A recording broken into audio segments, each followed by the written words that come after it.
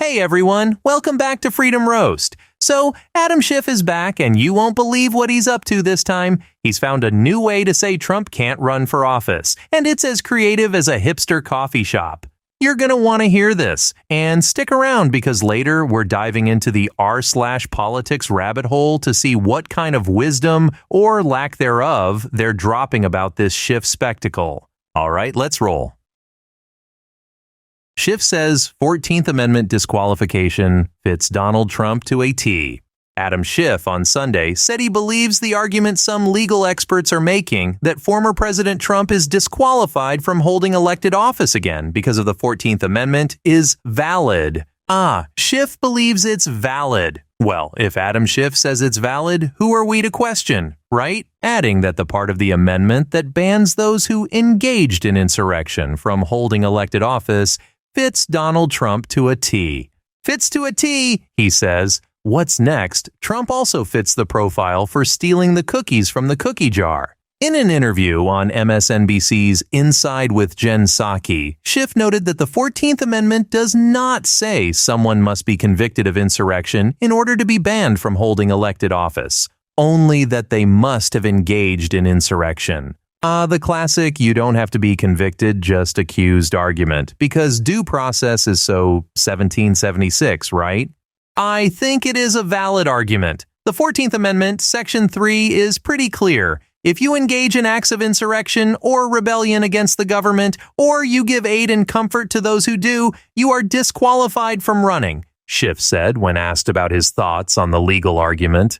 Schiff, always the constitutional scholar. I wonder if he's read the rest of the Constitution or just this one section. It's a disqualification from holding office again, and it fits Donald Trump to a T, Schiff said. He really likes that fits to a T line, doesn't he? Someone get this man a thesaurus. Schiff, who served on the House Select Committee that investigated the January 6th attack on the Capitol, said he imagines the legal theory could be tested by either a Secretary of State or a litigant challenging Trump's name on the ballot. And he said he expects the issue has the potential to go all the way up to the Supreme Court. Schiff's imagination, the place where dreams and impeachment articles are made.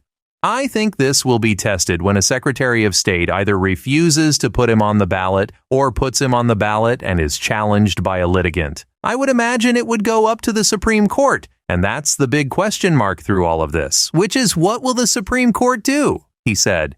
Yes, the Supreme Court, the final boss level in Schiff's video game of political vendettas. There are prominent constitutional scholars as well as prominent progressive scholars who believe that he should be disqualified, Schiff added. Prominent progressive scholars? You mean the same people who think the Constitution is a living document that just needs a good cry?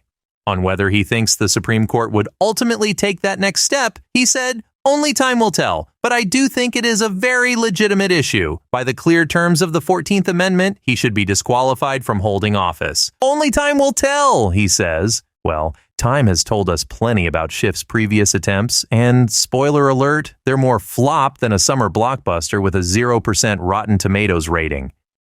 So, let's talk about Adam Schiff's latest constitutional revelation. Schiff, the man who's been wrong more times than a broken clock. He's back, and this time he's not whispering sweet nothings about Russian collusion into our ears. No, he's moved on to the 14th Amendment. You know, the one designed to deal with the aftermath of the Civil War. But Schiff thinks it's the perfect tool for 2023. Because why not, right? Schiff says Trump engaged in insurrection, and therefore he can't run for office again. Engaged? What was it? A formal engagement? Did Trump get down on one knee and propose to insurrection? Will you, insurrection, make me the happiest disqualified president ever? And let's not forget, this is coming from the same guy who promised us more than circumstantial evidence of Russian collusion. Spoiler alert, we're still waiting. Maybe it's with Al Capone's vault and Jimmy Hoffa, lost to history and never to be found. Schiff thinks this 14th Amendment argument could go all the way to the Supreme Court. Yes, because the Supreme Court justices are just sitting there twiddling their thumbs, waiting for Schiff's next big idea. Oh boy, I can't wait to interpret the Constitution based on an Adam Schiff interview, said no Supreme Court justice ever. And Schiff assures us that prominent constitutional scholars agree with him. I'm guessing these are the same scholars who think the Second Amendment only applies to muskets, and the First Amendment doesn't cover hate speech, whatever that means this week. Now, let's freedom roast these Redditors' terrible and hypocritical takes on everything. Schiff has no authority over elections, so his words are opinion. The only ones threatening civil war are Republicans. Here we have a comment that starts off with a glimmer of reason and then takes a nosedive into the abyss. First off, they're right about Schiff having no authority over elections. Even a broken clock is right twice a day, and it looks like this commenter just used up one of their daily accuracies. But then they say, the only ones threatening civil war are Republicans. Really? Because last time I checked, it wasn't Republicans who spent the summer of 2020 setting cities on fire. And let's not forget, it's not Republicans who are trying to pack the Supreme Court or add new states willy-nilly. But sure, let's go with the Republicans are threatening civil war narrative, because nothing says, I'm a well-informed citizen, like painting half the country as warmongers based on your personal bias. It's like impeachment convictions. If Trump wasn't convicted, then what the hell does a president need to do to actually get convicted? Literally murder someone in broad daylight? If Trump doesn't fit the 14th Amendment disqualification, then really who will? The guy set a literal armed mob of insurrectionists to try to overthrow the democratically elected government. This comment is a two-parter, like a bad sitcom that couldn't wrap up its plot in one episode. First, they're asking what a president needs to do to get convicted. Well, I don't know, maybe actually commit an impeachable offense, and not just hurt people's feelings or tweet something spicy. Then they say, if Trump doesn't fit the 14th Amendment disqualification, then really, who will? I mean, if we're talking about disqualifying people based on Schiff's interpretation of the 14th Amendment, then I guess anyone who's ever jaywalked is out of the running for public office. And let's not forget the literal armed mob of insurrectionists. Yes, the most poorly planned insurrection in history, where the insurrectionists took selfies and walked between the velvet ropes. If that's what counts as trying to overthrow the democratically elected government, then we've really lowered the bar on coups, haven't we? Not only Trump. The 14th Amendment should apply to every single elected official in this country that supported and aided the insurrection. If we don't hold everyone accountable, then the Constitution and laws are moot and pointless.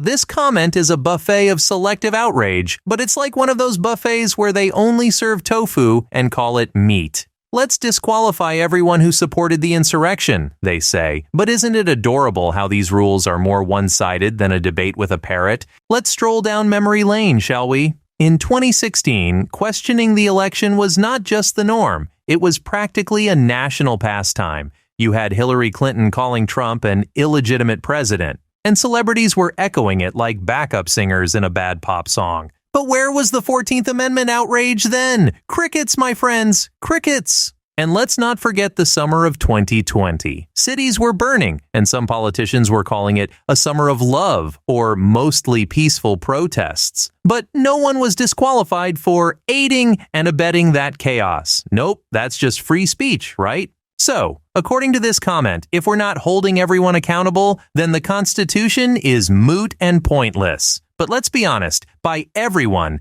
they mean everyone who disagrees with me. It's like playing Monopoly, where only one player gets to be the banker and, surprise, surprise, they never seem to run out of money. If you're as fired up about this as I am, smash that like button and don't forget to subscribe for more piping hot takes on the Freedom Roast. Until next time, keep those mugs full and your eyes open. Much love, peace,